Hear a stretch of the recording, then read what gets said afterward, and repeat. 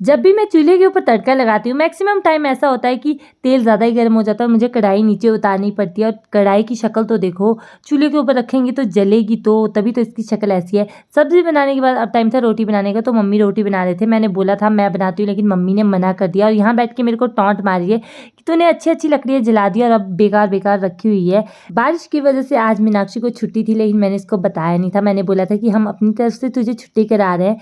जब भी ये चूल्हे के पास बैठती है ना, आग ज़रूर बुझती है और रोटी बनाने के टाइम आती है ना, तो मम्मी का पारा एकदम हाई हो जाता है। मम्मी इसको इतना डांटती है, फिर भी फ़र्क ही नहीं पड़ता है।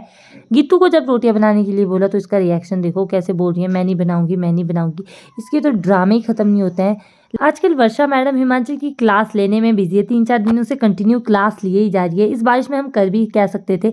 मैं चली गई थी रेस्ट करने के बाद। 3-4 घंटे सोने के बाद जब उठी तो बाहर वैसे ही बारिश लगी हुई थी। घर वालों को कोई पता नहीं था, तो मैं चली गई थी रूम में चेक करने के लिए। मीनाक्षी तो यहाँ आराम से सोई हुई थी, मम्मी का पता नहीं था।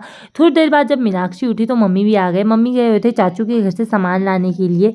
आते ही मम्मी ने दे दिया था चाय बनाने का ऑर्डर। चाय पीने का मन तो मेरा भी कर रहा था। गित्तू यहाँ पे धो रही थी बर्तन। वैसे तो उसको चाय बनाने के लिए बोला गया था, लेकिन जिसकी किस्मत में बर्तन धोना है उसकी किस्मत कौन बदल सकता है। हमारी चाय बन के रेडी हो चुकी थी। मम्मी से कोई भी बात मनवानी हो, बस मम्मी को चाय पिला दो, आपकी हर इच्छा पूरी हो जाएगी।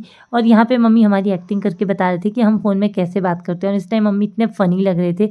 और गित्तू का तो अलग ही ड्रामा चल रहा था, क्योंकि कल भी छुट्टी और इसी चीज़ की खुशी मना रही थी।